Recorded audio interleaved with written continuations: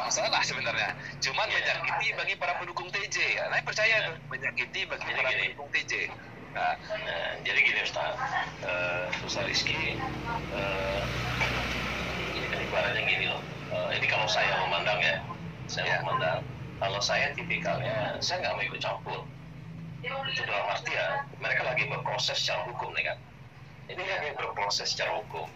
Kalau saya untuk masalah yang akan menyinggung kedua belah pihak. Contoh nih, perseteruan ini kan tambah memanas karena udah sampai ke pihak kepolisian. Kita mungkin ada embel-embel apa, mungkin banyak sekali intrik-intriknya di situ. Dan ini memang kasus ini memang ini dalam kacamata saya melihat itu sangat rumit gitu. Akan lama ini akan lama. Justru saya melihat ini kalau ini posisi di tengah, saya akan bermain di samping aja sambil saya melihat kasus ini seperti apa. Ibarat kita di jalur ini ya, di jalur gelombang nih, saya nggak mau melawan gelombang itu, biar aja gelombang ini berdua kan, biar saya di samping ya enak. Kalau saya sih melihat, saya duduk sebagai penonton, ibarat orang main bola di tengah lapangan, biar aja orang main, saya duduk di kursi penonton. Dan kita kalau saya melihat ya, kita coba analisis saja, analisis dari arti gini ya, analisis dalam apa yang bisa kita analisis dari orang yang kita kenal gitu.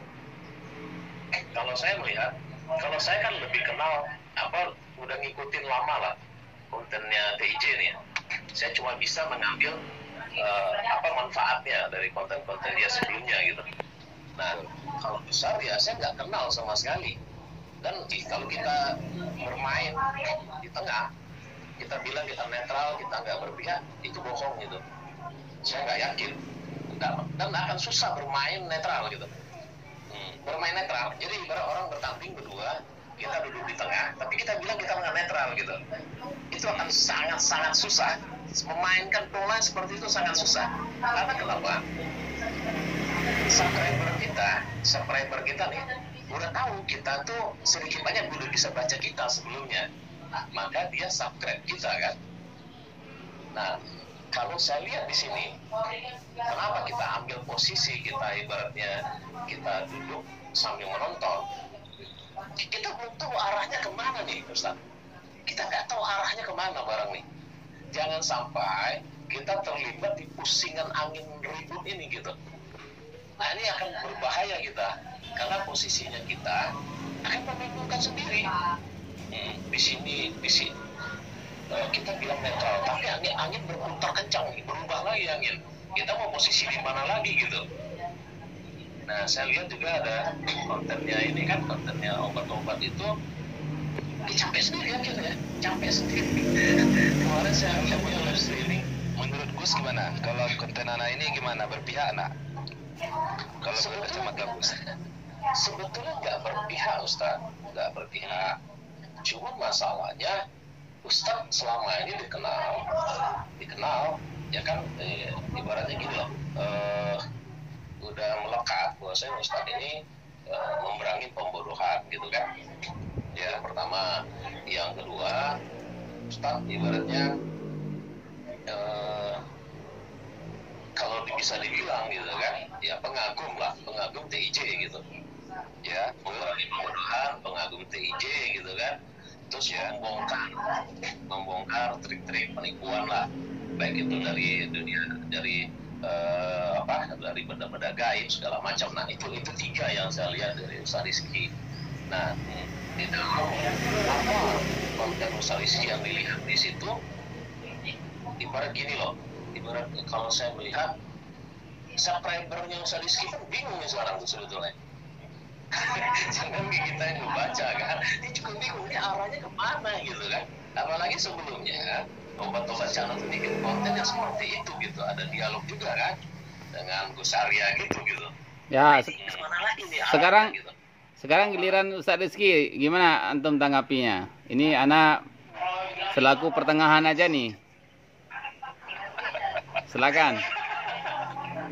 Ana udah jelas. Kalau yang Ana katakan tadi jelas. Yang pertama, betul. Ana pendukung TJ.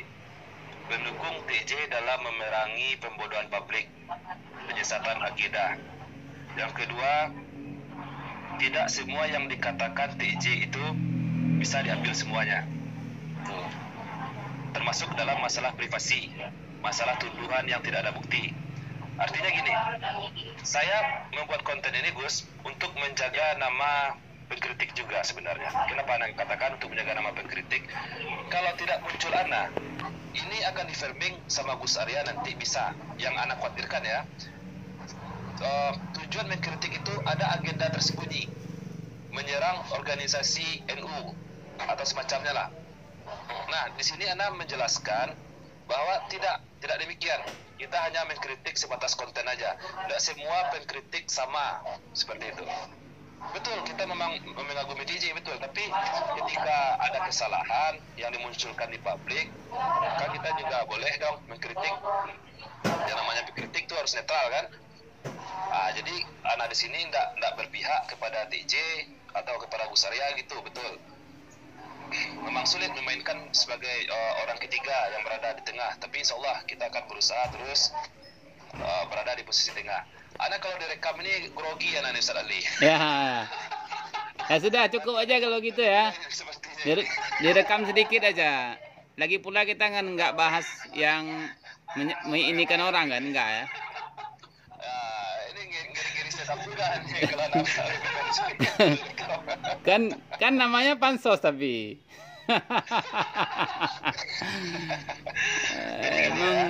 Baiklah, enggak apa-apa lah. Jadi gini, kita tahu semuanya kalau TJ ini konten-konten sebelumnya itu sangat bagus, sangat mengedukasi kita. Banyak masyarakat yang sadar bahwa kemudahan publik, aksi grebek dukun santet, segala macam halnya itu semuanya adalah settingan. Alhamdulillah sudah banyak yang sadar gitu kan.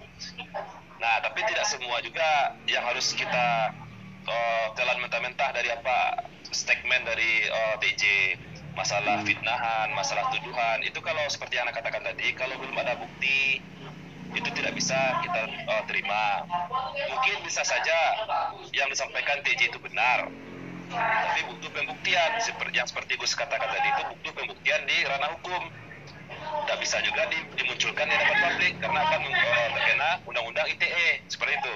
Nah, selama belum ada bukti, maka yang saya inginkan kepada netizen, jangan terbawa arus pengiringan opini selama belum ada bukti. Berarti Ustaz sebentar, berarti Ustaz Rizky targetnya memang netizen agar tidak terbawa arus gitu maksudnya. Target kita memang netizen Ustaz. Jadi gini, bisa jadi Ana tidak mengatakan bahwa TJ ini tidak ada bukti. Bisa jadi TJ ini ada buktinya, betul ada buktinya. Tapi masalahnya kan belum terbukti di hadapan publik. Oh ya. Di hadapan hukum gitu kan. Nah, jadi netizen yang tidak tahu sama sekali, jangan ikut campur, jangan jangan sebagai penyalur fitnahan atau tuduhan ini. Berarti intinya mengajak netizen hanya sebatas nonton boleh, tetapi jangan jangan menambah fitnah begitu ya maksudnya. Menyebarkan gitu. Ya, artinya memang seperti itu. Kalau kita sebagai netizen itu harus bijak, Ustaz. Artian dalam di sini kita ini harus bijak, harus sebagai netizen ya, cukup sebagai pendengar aja. Jangan tergiring opini, karena ini buktinya belum ada ini. Jangankan TJ, misalkan ini juga kepada Gus Arya, misalkan Gus Arya menyatakan bahwa TJ ini ODGJ, orang gila, anti NKRI, menyerang NU. Itu kan cuma statement, buktinya mana? Betul. Nah, netizen pendukung Gus Arya pun nggak boleh juga percaya sebelum ada bukti. Betul. Ya kan? Nah, begitu juga dengan statement dari TJ. Oke. Si A, si B, si C melakukan perlendiran dengan Umi Preman, disuap oleh Umi Preman. Buktinya mana? Kita kan nggak tahu. Buktinya cuma dipegang oleh TJ kalau benar-benar ada bukti. Netizen jangan percaya sebelum ada bukti. Gitu. Oke, Ustaz Rizky, Gus Oce, ini anak kan video nih. Ya. Boleh izin pansos nggak? Di-upload? Pansos. Ngeri-ngeri sedap ini. Pansos boleh, pansos ya? Boleh ya? Boleh ya pansos ya? Tafadhol, silakan.